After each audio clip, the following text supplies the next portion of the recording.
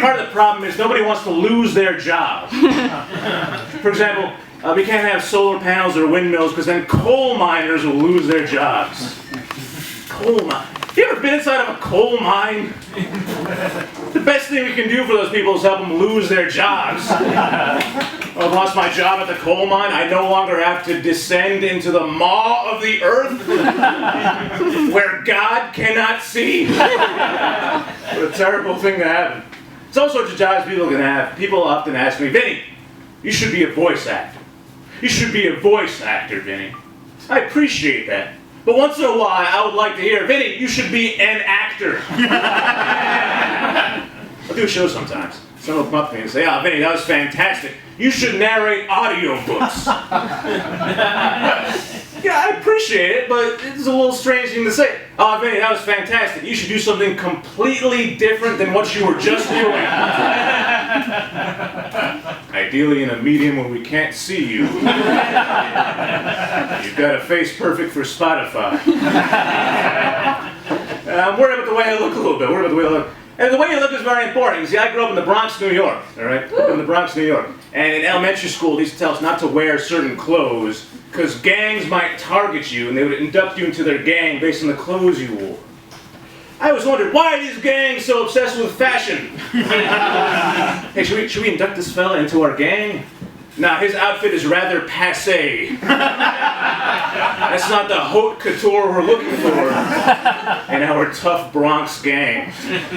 Everyone knows the fashion destinations are Milan, Paris, and Public School 76. That's where we walk the runway. Los Angeles, the gangs make crip walk. In New York, they vogue. That's how we do it. Yeah, I'm from the Bronx, New York. I recently moved out here to Astoria.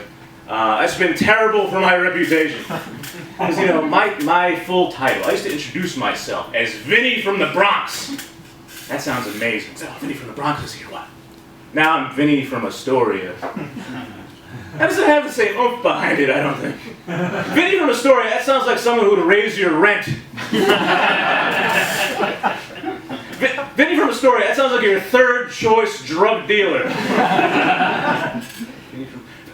Vinny from Astoria, that sounds like someone who dies in The Godfather off screen. I'm not gonna worry about Vinny from Astoria no more.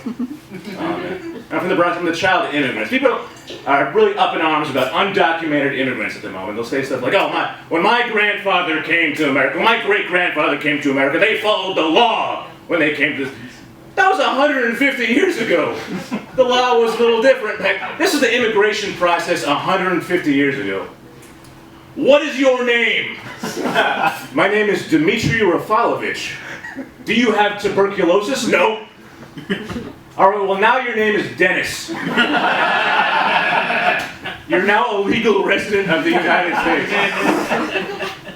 My parents, they came here in the 90s, and they always try to regale me with how hard it was to get there. They say, Vinny, oh, we survived such a long, dangerous journey to get to America. And I say, Ma, Newark Airport was not that bad. LaGuardia, maybe. Not Newark. The hell was I talking about? Yeah, jobs. Jobs is what I said. I got a decent job. I can't complain. I'll say this about my job. I don't think I've ever experienced racism on the job. I did experience something a little odd recently. I was in the office. I walk into the pantry. My old coworker Joe is there. Joe is an older white man, which that might be the Chekhov's gun of racism established. But anyways, he says to me, Vinny, you know, if you have a second, I want to talk to you about something serious. Oh my goodness. Okay, Joe, what did Angel Reese do this time? No. Don't want to talk about that right now. You know, the other week I made an inappropriate comment. I compared your lunch to a scene from the second Indiana Jones movie. If you don't know, the second Indiana Jones movie is a Temple of Doom. That's when Indiana Jones goes to India, and in India they have a dinner, a crazy dinner with crazy food, like an eyeball stew and chilled monkey brains.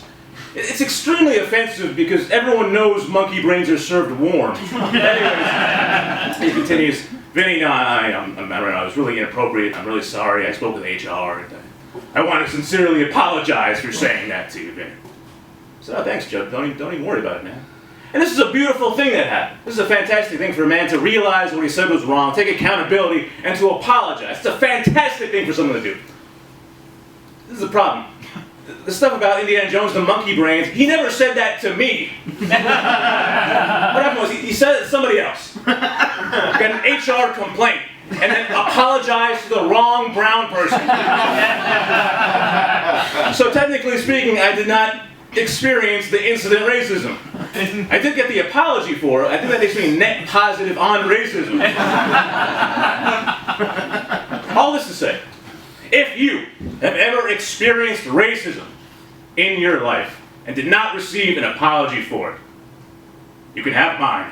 I don't need it. This is for the world.